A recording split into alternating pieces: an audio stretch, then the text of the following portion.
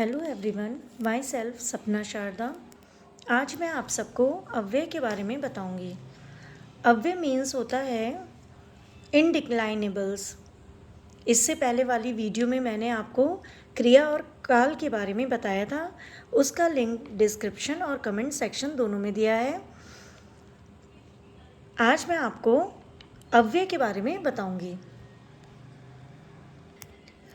तो अव्यय का मतलब होता है जिन शब्दों में काल, वचन, लिंग या कारक के कारण जिन शब्दों में काल, वचन, लिंग या कारक के कारण किसी प्रकार का परिवर्तन नहीं होता है, उन्हें अव्यय या अविकारी शब्द कहते हैं।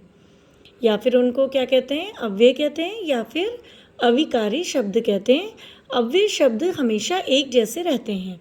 जिन शब्दों में काल, वचन, लिंग या कारक के कारण किसी प्रकार का परिवर्तन नहीं होता, उन्हें अव्यय या अविकारी शब्द कहते हैं। उन्हें क्या कहते हैं? उन्हें अव्यय या अविकारी शब्द कहते हैं। अव्यय शब्द हमेशा एक जैसे होते हैं। अब ये इतना तो समझ में आ रहा है। अब ये से हम और अच्छे ढंग से तब समझेंगे जब हम ये देखेंगे अव्यय के भेद। अव्यय के भेद क्या होते हैं? तो अव्यय के 4 भेद होते हैं। क्रिया विशेषण, जिसको आपको पता है एडवर्ब कहते हैं, समुच्चय बोधक, योजक कंजक्शन भी कहते हैं, संबंध बोधक प्रीपोजिशन और विस्मयादि बोधक इंटरजेक्शन। तो ये अव्यय जो होते हैं, अविकारी शब्द जो होते हैं, इनके भेद क्या होते हैं? तो इनके भेद जो है 4 होते हैं। सबसे पहला होता है क्रिया विशेषण होता है, दूसरा होता है संबंध बोधक, तीसरा होता है समुच्चय बोधक और चौथा होता है विस्मयादि बोधक। क्रिया विशेषण क्या होता है? तो क्रिया विशेषण क्रिया की विशेषता बताने वाले शब्द क्रिया विशेषण कहलाते हैं। क्रिया की विशेषता बताने वाले जो शब्द होते हैं उन्हें हम क्या कहते हैं? क्रिया विशेषण कहते हैं। जैसे खरगोश तेज दौड़ता है, चारू उधर जा रही है, हाथी धीरे धीरे चलता है। जैसे क्या था इसमें? खरगोश तेज दौड़ता है। पहले वाक्य में तेज शब्द दौड़ता है क्रिया की विशेषता बता रहा है। मतलब खरगोश तेज दौड़ता है, मतलब वो जो दौड़ रहा है वो कैसा दौड़ रहा है? तेज दौड़ रहा है। दूसरे में है चारू उधर जा रही है। तो उधर शब्द जा रही है क्रिया के स्थान संबंधी विशेषता बता रहा है। मतलब वो ये बता रहा है स्थान से संबंध की उधर जा रही है।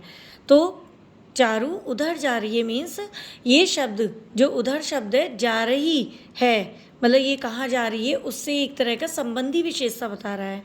और तीसरे वाक्य में धीरे धीरे शब्द, हाथी धीरे धीरे चलता है। तीसरा वाक्य हमारा क्या था? हाथी धीरे धीरे चलता है। तो जो धीरे धीरे शब्द है वो चलता है, मतलब जो उसकी चाल है वो धीरी है, तो वो क्रिया की विशेषता बता रहा है। अतः तेज, उधर, धीरे धीरे क्रिया विशेषण है। इसलिए जो है ये सब जो है क्रिया की विशेषता बता रहे हैं। जैसे वो जो है दौड़ता है तो दौड़ना क्रिया है, तो तेज़ दौड़ रहा है। जा रही है तो जाना भी क्रिया है, तो कहाँ जा रही है? उधर, तो ये भी विशेषता बता रहे हैं, डायरेक्शन बता रहे हैं उसकी। अब हाथी धीरे धीरे चलता है तो चलना भी एक वही है, वर्ब है, क्रिया है, तो वो धीरे धीरे चलता है, तो ये भी जो है क्रिया की विशेषता बता रहे हैं। तो इसीलिए तेज, उधर और धीरे धीरे क्या है? क्रिया विशेषण है। अब अगला आता है हमारा संबंध बोधक अव्यय।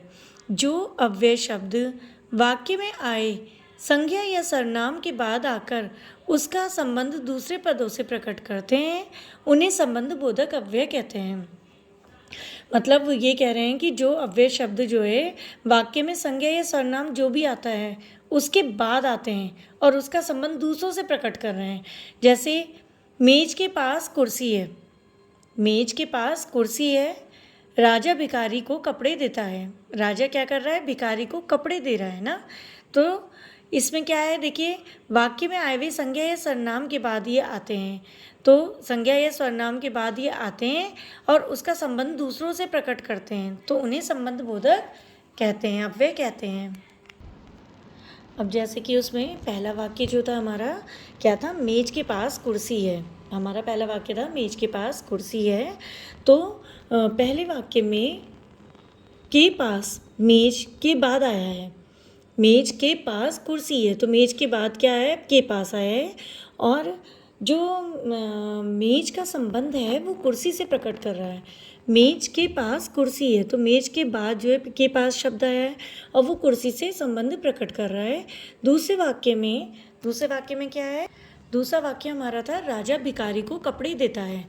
तो दूसरे वाक्य में भिखारी को, है ना, तो भिखारी के बाद आया है को, तो या के लिए, भिखारी के लिए कपड़े देता है या भिखारी को कपड़े देता है। तो ये जो को शब्द है ये भिखारी के बाद आया है। तो और भिखारी का संबंध कपड़े से दिखा रहा है। भिखारी को वो क्या दे रहा है, राजा कपड़े दे रहा है, तो राजा भिखारी को कपड़े दे रहा है। तो को जो है भिखारी के बाद आया है और वो जो है भिखारी का संबंध कपड़े से दिखा रहा है ना। तो ये हमारा संबंध बोधक हो गया, अव्यय हो गया है संबंध बोधक। तो अब जैसे ये चीज़ समझ में आ गई ना, संबंध बोधक अव्यय। तो संबंध बोधक अव्यय क्या है, जो अव्यय शब्द वाक्य में संज्ञा या सर्वनाम के बाद आकर उसका जो है संबंध दूसरों पदों से प्रकट करते हैं, उसका संबंध दूसरों के साथ बताते हैं, तो उसको क्या कहते हैं, संबंध बोधक अव्यय कहते हैं। जैसे मेज के पास कुर्सी है, तो मेज के पास, तो के पास शब्द मेज के बाद आया है, इसलिए मेज का संबंध कुर्सी से प्रकट कर रहा है, तो ये क्या हुआ, संबंध बोधक हुआ। दूसरे वाक्य में क्या है, वो राजा भिखारी को कपड़े देता है, तो राजा भिखारी को कपड़े देता है, तो ये को शब्द भिखारी के बाद आया है, इसलिए भिखारी का संबंध कपड़े से दिखा रहा है। तो संबंध बोधक अव्यय के अन्य उदाहरण और भी हैं। सीता के घर के सामने गीता का घर है, सीता के घर के सामने गीता का घर है। रोहन के पास सुंदर सी घड़ी है, रोहन के पास क्या है, सुंदर सी घड़ी है। तो ये जो है घड़ी किसके पास है, रोहन के पास है। ऐसी सीता के घर के सामने गीता का घर है, मतलब सीता का जो घर है उसके सामने है ना गीता का घर, तो ये जो है एक दूसरे से इसमें संबंध बता रहे हैं, तो ये संबंध बोधक अव्यय हैं। और इससे पहले हमने कौन सा पढ़ा था, क्रिया विशेषण। तो क्रिया की विशेषता बताने वाले शब्दों को हम क्या कहते हैं, क्रिया विशेषण कहते हैं। मतलब अव्यय के हमारे जो है जो काइंड्स ऑफ अव्यय हैं वो कितने हैं, 4 भेद होते हैं, क्रिया विशेषण, संबंध बोधक, समुच्चय बोधक और विस्मयादि बोधक। अभी मैंने आपको क्रिया विशेषण के बारे में बताया है और संबंध बोधक के बारे में बताया है। क्रिया विशेषण मैंने बताया था कि क्रिया की विशेषता बताने वाले शब्दों को क्रिया विशेषण कहते हैं, और संबंध बोधक वो हुए जिसमें जो है वो एक दूसरे के संबंध को प्रकट करते हैं और उसमें जो है संज्ञा सर्वनाम के बाद आकर वह उसका संबंध दूसरे पदों से प्रकट करते हैं, तो उसको संबंध बोधक कहते हैं। अब अगला आता है हमारा समुच्चय बोधक, मतलब कंजक्शन। ये आपने इंग्लिश में भी पढ़ा होगा, तो समुच्चय बोधक अव्यय। अब इसको देखते हैं। अब आता है समुच्चय बोधक अव्यय। जो अव्यय दो शब्दों, वाक्यांशों अथवा वाक्य को जोड़ने का कार्य करते हैं उन्हें समुच्चय बोधक अव्यय कहते हैं। जो अव्यय दो शब्दों को, वाक्यांशों को, मतलब दो शब्दों को जोड़ रहे हैं, दो वाक्यों को जोड़ रहे हैं या वाक्य के अंशों को जोड़ रहे हैं, वाक्यांशों मीन्स होता है वाक्य के अंशों को जोड़ रहे हैं अथवा वाक्यों को जोड़ने का कार्य करते हैं, उन्हें समुच्चय बोधक अव्यय कहते हैं। उन्हें क्या कहते हैं, समुच्चय बोधक अव्यय कहते हैं। जैसे रवि और रितेश घर जा रहे हैं, तो रवि और रितेश ये दो जनों के दो शब्द हैं, उनको जोड़ रहे हैं और से।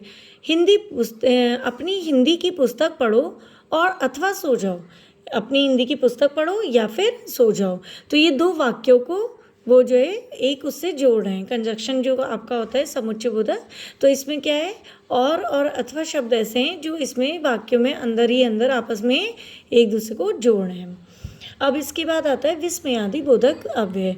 विस्मयादि बोधक अव्यय क्या होता है, जो अव्यय शब्द हर्ष, शोक, घृणा, भय, क्रोध, लज्जा, खुशी आदि मन के भावों को प्रकट करते हैं। जो अव्यय शब्द हर्ष, शोक, घृणा, भय, क्रोध, लज्जा, खुशी ये सब हमारे जो भाव हैं उनको प्रकट करते हैं, उन्हें क्या कहते हैं, विस्मयादि बोधक अव्यय कहते हैं। अभी उन्हें विस्मयादि बोधक अव्यय कहते हैं, तो उसको क्या कहते हैं, अव्यय कहते हैं, है ना। तो समुच्चय बोधक में तो आपको समझ में आ गया था। विस्मयादि बोधक अव्यय में क्या था, जो अव्यय शब्द हर्ष, शोक, घृणा, भय, क्रोध, लज्जा, खुशी आदि मन के भावों को प्रकट करते हैं, उन्हें विस्मयादि बोधक अव्यय कहते हैं। जैसे वह तुम मैच जीत गए, वाह तुम मैच जीत गए, हे भगवान कैसा अन्याय है, हे भगवान कैसा अन्याय है। तो इसमें ये आपको क्या है कि मतलब ये आपके मन के भावों को प्रकट कर रहा है। तो जैसे आप बहुत मतलब खुश हो, आप उसे किसी को सामने वाले को सब मतलब शाबाशी दे रहे हो, खुश हो रहे हो, तो आप कह रहे हो वाह तुम मैच जीत गए। ऐसे ही अगर हम जो है बहुत दुखी हैं और मतलब भगवान से हम भगवान के आगे हम बोल रहे हैं हे भगवान कैसा अन्याय है, ये सब क्या हो रहा है, तो मतलब ये जो है क्या है हमारे मन के भावों को प्रकट करते हैं। तो ये विस्मयादि बोधक अव्यय होते हैं। तो ये मैंने आपको जो पढ़ाया अच्छे से समझ में आ गया होगा। अब इसमें क्या है, इसका पूरा रिवीजन हमारा इन क्वेश्चन आंसर में हो जाएगा। तो क्वेश्चन है हमारा निम्नलिखित प्रश्नों के उत्तर दो। तो क्वेश्चन क्या है, अव्यय के कितने भेद होते हैं, नाम लिखो। तो अव्यय के कितने भेद होते हैं, उनके हमें नाम लिखने हैं। पहले तो अव्यय किसे कहते हैं। अव्यय जो है हमने आपको बताया था कि जिन शब्दों में काल, वचन, लिंग, कारक आदि के कारण किसी भी प्रकार का कोई चेंज नहीं होता, कोई परिवर्तन नहीं होता, उन्हें हम अव्यय कहते हैं या फिर अविकारी शब्द कहते हैं। अब इन्होंने कहा है अव्यय के कितने भेद हैं, तो अव्यय के कितने भेद हैं, 4 भेद होते हैं। तो कौन कौन से हैं, क्रिया विशेषण है। तो हमारे क्रिया विशेषण के कितने होते हैं, 4 भेद होते हैं। एक तो जो क्रिया विशेषण के नहीं, अव्यय के हमारे क्या होते हैं, 4 भेद होते हैं। तो क्रिया विशेषण हो गया, संबंध बोधक हो गया, समुच्चय बोधक हो गया और विस्मयादि बोधक हो गया। तो ये हमारे किसके हो गए, अव्यय के 4 भेद हो गए। अब वो कह रहे हैं कि उनके नाम लिखो, तो हमने नाम बता दिए हैं। क्रिया विशेषण किसे कहते हैं, उदाहरण सहित लिखो। क्रिया विशेषण किसे कहते हैं, तो आपको मैंने बताया था क्रिया विशेषण क्या होता है, क्रिया की विशेषता बताने वाले शब्द क्रिया विशेषण कहलाते हैं। क्रिया की विशेषता बताने वाले शब्द क्रिया विशेषण क्या होते हैं, क्रिया की विशेषता बताने वाले शब्द क्रिया विशेषण कहलाते हैं। जैसे खरगोश तेज दौड़ता है, भाई खरगोश दौड़ रहा है, वो कैसे दौड़ रहा है, तेज दौड़ता है। हाथी धीरे धीरे चलता है, तो इसमें हाथी जो चल रहा है वो धीरे धीरे चल रहा है। तो इसमें इसका मतलब ये होता है कि क्रिया की जो विशेषता बता रहे हैं विशेषण, वही क्रिया विशेषण कहलाते हैं। जो शब्द क्रिया की विशेषता बता रहे हैं वो हमारे क्रिया विशेषण होते हैं। उदाहरण इनका हो गया, खरगोश तेज दौड़ता है, हाथी धीरे धीरे चलता है। अब अगला हमारा क्वेश्चन है, संबंध बोधक अव्यय के बारे में 4 उदाहरण लिखो। संबंध बोधक अव्यय के 4 उदाहरण लिखो। तो संबंध बोधक था क्या, जो अव्यय शब्द वाक्य में आए, संज्ञा या सर्वनाम के बाद आते हैं और उनका संबंध दूसरे पदों के साथ प्रकट करते हैं, उन्हें क्या कहते हैं, संबंध बोधक कहते हैं। तो उसके 4 उदाहरण क्या हैं, जैसे कि आपको पहले के तो पता ही है, मेज के पास कुर्सी है, तो इसमें मेज के पास क्या है, कुर्सी है, तो इनमें संबंध पता चल रहा है। दूसरा हो गया, राजा भिखारी को कपड़े देता है। राजा भिखारी को क्या दे रहा है, कपड़े दे रहा है, तो इसमें जो है भिखारी को कपड़े देता है, तो भिखारी का संबंध किससे पता चल रहा है कि वो कपड़े उसे मिल रहे हैं। तो ये 2 हो गए। और हमारा उदाहरण हो सकता है, जैसा कि हमने यहाँ पर भी दिखाया है, सीता के घर के सामने गीता का घर है। तीसरा ये हो गया, सीता के घर के सामने क्या है, गीता का घर है। और चौथा हो गया, रोहन के पास सुंदर सी घड़ी है। रोहन के पास है ना वो सुंदर सी घड़ी, तो रोहन से संबंधित है ये, तो ये हमारा जो है चौथा हो गया। तो इसमें उन्होंने कहा है कोई 4 उदाहरण लिखो, तो ये चारों आप उदाहरण लिख सकते हैं इसमें। अब हम जो है अगले क्वेश्चन पे आते हैं। अगला क्वेश्चन है, सही क्रिया विशेषण छांटकर खाली जगह भरो। हमें जो है सही क्रिया विशेषण भरना है। अब जैसे क्या है, क्रिया की विशेषता बता रहे हैं, जो मोहन आया है, तो मोहन इसमें से हम क्या कर सकते हैं, वहाँ तो लिखेंगे नहीं। अब जल्दी ये भी नहीं, अचानक ये भी नहीं अच्छा लग रहा है इसके साथ, है ना। तेज ये भी नहीं, अभी अभी, तो मोहन अभी अभी मतलब जस्ट अभी आया है, मोहन अभी अभी आया है, तो वो आया है अभी अभी, तो उसके उस अभी अभी शब्द से हमारी जो है क्रिया की विशेषता पता चल रही है। सुबह उठा करो, तो सुबह ऑब्वियस है जल्दी उठना चाहिए, तो सुबह जल्दी उठा करो, तो ये हम जो है इसमें जल्दी शब्द ले लेंगे। ट्रेन रुक गई, तो ट्रेन क्या हो गई, अचानक से रुक गई, है ना, ट्रेन अचानक रुक गई। अब एक घोड़ा दौड़ता है, घोड़ा कैसे दौड़ता है? तेज़ दौड़ता है। मैं बैठूंगा, तो मैं वहाँ बैठूंगा, वो जो है इंडिकेट कर रहे हैं कि मैं वहाँ बैठूंगा। तो ये हमारे जो है इसमें क्रिया विशेषण शब्द इन खाली जगहों पे हम भर देंगे। ये वाला क्वेश्चन हमारा सॉल्व हो जाएगा। फिर उसके बाद अब हम आते हैं नेक्स्ट क्वेश्चन पे। अब हमारा अगला क्वेश्चन है, निम्नलिखित वाक्यों से क्रिया विशेषण छाट कर लिखना है। ये जो वाक्य हैं हमारे नीचे दिए हुए हैं, इनमें से हमें क्या छाट के लिखना है? क्रिया विशेषण। तो पहला क्या है? राधा यहाँ बैठी है। राधा बैठी है, कहाँ बैठी है? यहाँ बैठी है। तो इसमें यहाँ शब्द क्या है? क्रिया विशेषण है। सोहन अभी आया है, तो सोहन आया है, लेकिन आने की क्या कौन सा शब्द जो विशेषता बता रहा है? अभी। तो अभी शब्द हमारा क्रिया विशेषण है। चीता तेज दौड़ता है, चीता दौड़ता है लेकिन दौड़ कैसा रहा है? वो तेज। तो दौड़ने की विशेषता तेज शब्द बता रहा है, तो तेज हमारा क्रिया विशेषण है, क्योंकि क्रिया की विशेषता जो शब्द बताते हैं उन्हें क्रिया विशेषण कहते हैं। रीता बहुत रोई, रीता रो रही है लेकिन बहुत बहुत रो रही है, तो बहुत शब्द हमारा क्या हो गया? क्रिया विशेषण हो गया। गीता अच्छा गाती है, गीता गाती है लेकिन गाती कैसा है? ये क्रिया कर रही है, तो ये जो है अच्छा गाती है। तो क्रिया की विशेषता बता रहा है अच्छा शब्द, कि वो अच्छा गाती है, तो अच्छा शब्द हमारा क्या हो जाएगा? क्रिया विशेषण हो जाएगा। बहुत आसान है, कुछ भी मुश्किल नहीं है, अगर हम ध्यान से पढ़ें तो सब बहुत ईजी है। उसके बाद हम अगला नेक्स्ट क्वेश्चन में आते हैं। अब इसके बाद अब हम अगले क्वेश्चन में आते हैं। अगला क्वेश्चन क्या है? निम्नलिखित वाक्यों से क्रिया विशेषण छाट कर लिखो। हमें जो है जो वाक्य दिए हैं उसमें से क्रिया विशेषण छाट कर लिखना है। राधा यहाँ बैठी है, तो ये वाला तो 1 मिनट, ये वाला कंप्लीट हो गया हमारा क्वेश्चन ना। कोई नहीं, आप एक बार और समझ लीजिए। राधा यहाँ बैठी है, तो इसमें क्या है? जो क्रिया विशेषण है, यहाँ शब्द है हमारा क्रिया विशेषण। सोहन अभी आया है, अभी शब्द हमारा क्रिया विशेषण है। चीता तेज दौड़ता है, तो तेज शब्द हमारा क्रिया विशेषण है। रीता बहुत रोई, तो जो बहुत शब्द है वो क्या है? क्रिया विशेषण है। और गीता अच्छा गाती है, तो वो क्या है? अच्छा शब्द हमारा क्रिया विशेषण है। वाक्यों के सामने समुच्चय बोधक और विस्मयादि बोधक लिखो। अगला क्वेश्चन हमारा है, वाक्यों के सामने समुच्चय बोधक लिखना है और विस्मयादि बोधक लिखना है। तो मैं अपनी माता और पिता के साथ बाजार जाऊंगा। इस वाले सेंटेंस में विस्मयादि बोधक तो कहीं पर नहीं है ना। अब क्या है? समुच्चय बोधक हो सकता है, क्योंकि माता और पिता ये और शब्द जो है दो शब्दों को संबंध बता रहा है, मतलब आपस में संबंधित कर रहा है। तो समुच्चय बोधक शब्द क्या था? जो वे दो शब्दों, दो वाक्य के अंशों अथवा वाक्यों को जोड़ने का काम करते हैं उनको क्या कहते हैं? समुच्चय बोधक कहते हैं। जैसे अब जैसे एक एग्जाम्पल ये था, रवि और रितेश घर जा रहे हैं, तो रवि और रितेश दो जने जा रहे हैं ना, तो इन दोनों को आपस में वो क्या कर रहे हैं? जोड़ने का काम कर रहे हैं दो शब्दों को। इसमें दो शब्द क्या है? माता पिता, तो उन्होंने कहा मैं अपने माता और पिता के साथ बाजार जाऊंगा, तो वो जो ये बता रहे हैं कि मैं माता और पिता के साथ, तो इसमें और शब्द हमारा क्या है? समुच्चय बोधक है। अब शाबाश तुम कक्षा में प्रथम आए, तो शाबाश शब्द हमारा क्या आ गया? विस्मयादि बोधक, क्योंकि जो अव्यय शब्द हर्ष, शोक, घृणा, भय, क्रोध, लज्जा, खुशी आदि मन के भावों को प्रकट करते हैं उन्हें हम क्या कहते हैं? विस्मयादि बोधक अव्यय कहते हैं। तो अब ये कह रहे हैं शाबाश तुम कक्षा में प्रथम आए, तो शाबाश शब्द हमारा क्या हो जाता है? विस्मयादि बोधक शब्द हो जाता है। अब छी तुम्हारे हाथ गंदे हैं, छी क्या है? ये भी विस्मयादि बोधक शब्द है।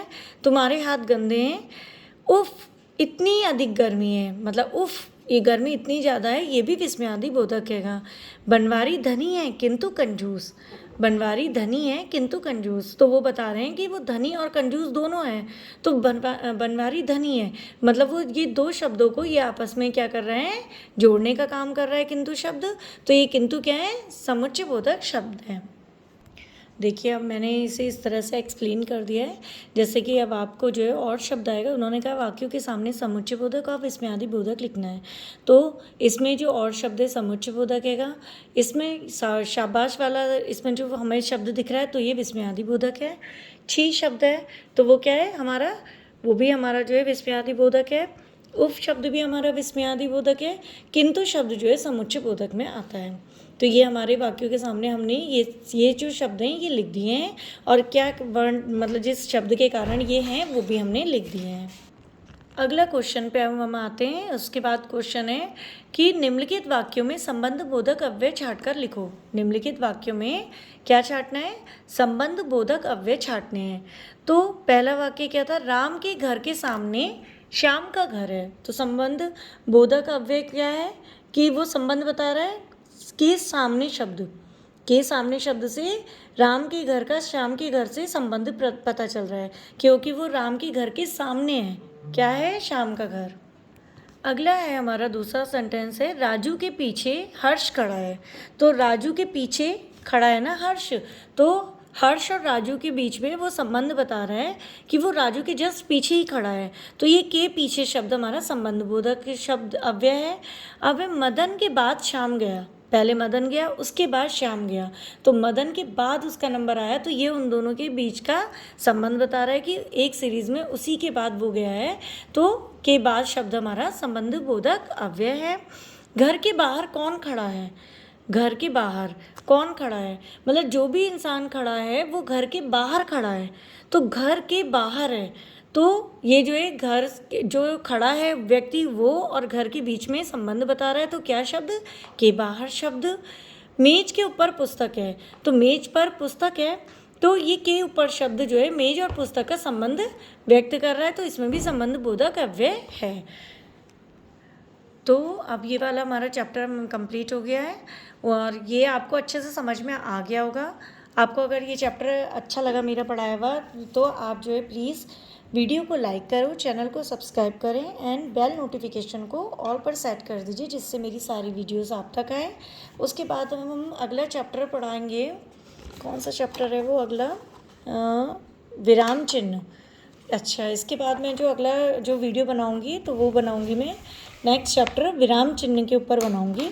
तो इसमें जो है पंक्चुएशन, ये विराम चिन्ह के बारे में आपको बताऊंगी। और इससे पहले वाला जो चैप्टर मैंने आपको पढ़ाया था उसकी लिंक आपको इस चैप्टर के कमेंट सेक्शन में मिल जाएगी, है ना।